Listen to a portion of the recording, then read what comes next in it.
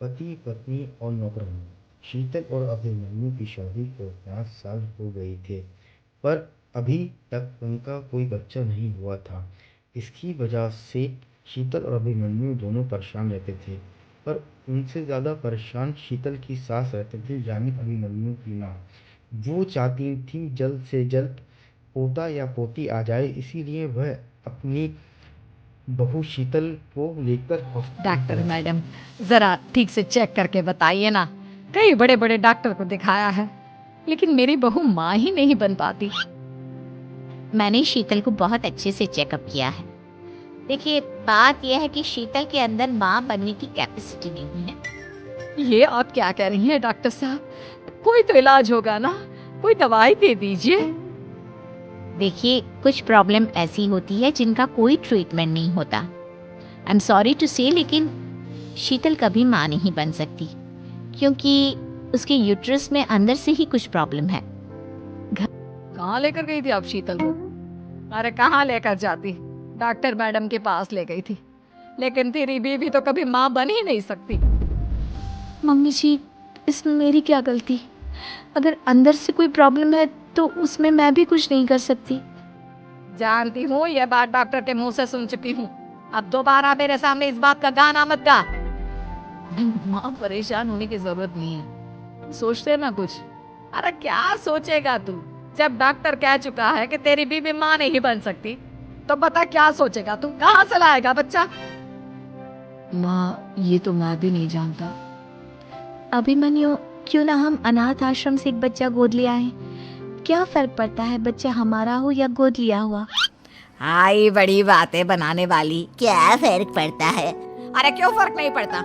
मुझे इस वंश को आगे बढ़ाने के लिए मेरे बेटे का खून चाहिए, किसी दूसरे का नहीं। लेकिन माँ, अब जानती है कि ये अब पॉसिबल नहीं है। मैं कुछ नहीं जानती।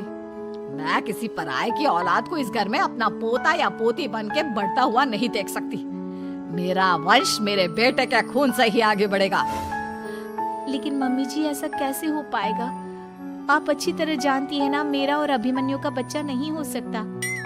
तो मैं अपने बेटे की दूसरी शादी करवाऊंगी और अपनी दूसरी बीवी से ये मुझे बच्चा पैदा करके देगा। ये आप क्या कह रही हैं माँ? मैं किसी और से शादी नहीं करने वाला। मेरे रहते हुए आप अभिमन्यु की शादी किसी और से करवाएंगी? मम्मी जी, आप ऐसा कैसे कर सकती हैं? तू बस देखती जा बहू, मैं ऐसा कैसे कर सकती हूँ। कुछ तक ढूंढ ली है। माँ, मैं आपको कितनी बार समझाऊं, मुझे किसी से शादी नहीं करनी है। पहले मेरी बात सुन। ये जो चमेली है ना, हमारे घर में काम करने आती है, वो तुझसे शादी करने के लिए तैयार है।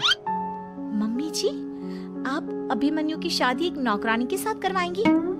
वो इसलिए क्योंकि चमेली दिखने में बहुत खूबसूरत है, बच्चा भी सुंदर ही होगा।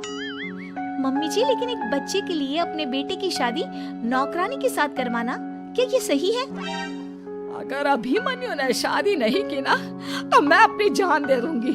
अब देख लो, अगर तुम्हें अपनी माँ की जान प्यारी है तो तुम्हें इस नौकरानी के साथ शादी करनी ही होगी। इस तरह नौकरानी से मालकिन बन के तो मजा आ गया। अब तो मैं इस घर की मालकिन हूँ। देखो, अपने आप को ज्यादा मालकिन समझने की कोशिश मत करो। एक बार तुम्हारा और अभिमन्यु का बच्चा इस दुनिया में आ जाए, उसके बाद तुम इस घर से हमेशा के लिए चली जाना। अरे जाओ जाओ, किसी और के आगे बातें बनाना। एक बच्चा तो पैदा नहीं कर सकी। बढ़िया आई, जाओ जाकर मेरे लिए कॉफी बना कर लाओ। नौकरानी मैं हूँ या तुम? मम्मी जी, देखिए ना शीतल मुझसे किस तरह से बात कर रही है। शीतल, तुम्हें पता है ना चमेली प्रेग्नेंट है, मेरे बेटे के बच्चे की माँ बनने वाली है। वो जैसा कहती है वैसा करो। लेकिन मम्मी जी, वो मुझे नौकरों की तरह ट्रीट कर रही है। अरे तो करेगी ना, वैसे भी बहू तुम हो किस काम की? एक बच्चा तो पैदा नहीं कर सकती। जाओ अब घर के सारे काम करो और चमेली को आराम करने दो। थैंक यू मम्मी जी, भगवान आपका भला करे। आप नहीं होती तो मैं नौकरानी से महारानी कैसे बनती? देखो, तुम्हें जो चाहिए सब मिलेगा। खूब खाओ पियो, मजे की जिंदगी जियो, लेकिन बस मुझे एक बच्चा पैदा करके दे दो।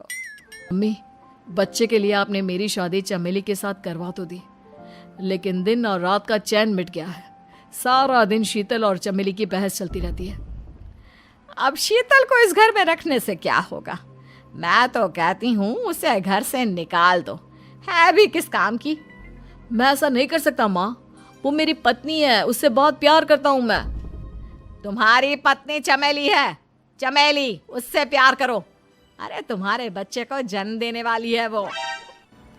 अभिमन्यु, मैं खुद ही इस घर से चली जाती हूँ। वैसे भी अपने ही घर में नौकरों की तरह रहकर परेशान हो चुकी हूँ। घर की नौकरानी मेरे ऊपर हुक्म चलाती है, वो तुम्हारी पत्नी बन चुकी है। अब मेरा इस घर में क्या काम? अभिमन्यु बार बार रोकने के बाद भी शीतल अपने घर चली जाती है। कुछ दिन बाद चमेली एक बच्चे को जन्म देती है।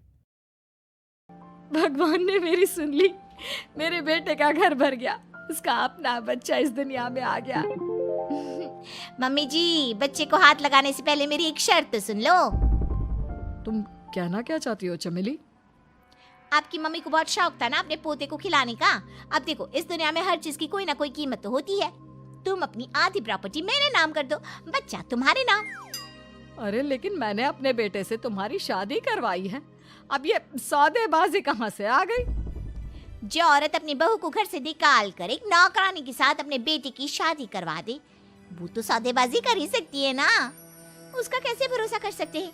मुझे बस आप लोगों की प्रॉपर्टी चाहिए, उसके बाद ही बच्चे को आप हाथ लगा सकते हैं। मैंने कहा था ना मम्मी, आप गलत कर रही हैं। देखिए, उसका नतीजा आपके सामने है।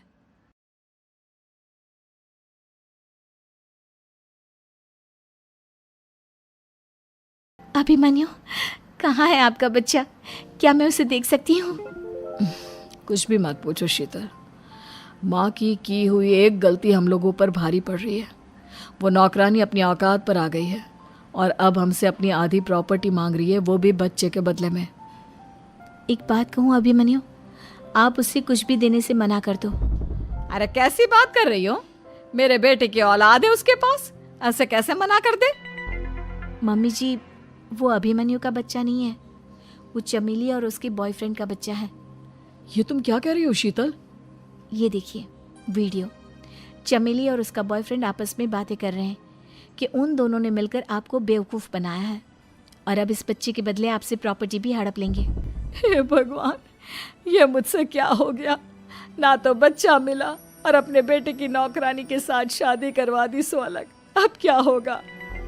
मुझे माफ कर दो शीतल, मेरी वजह से तुम्हें बहुत तकलीफ हुई है।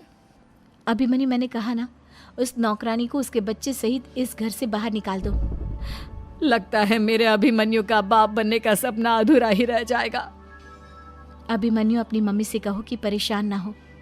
आपको याद है एक बार हम एक IVF सेंटर गए थे, मैंने फिर से वहाँ जाकर बात की थी और आपको पता है इस बार मैं प्रेग्नेंट हूँ, क्योंकि हमने वहाँ पर प्रोसीजर करवाया था जिसकी वजह से मैं प्रेग्नेंट हो गई थी और इस बात का पता मुझे बस कुछ महीने पहले ही लगा है।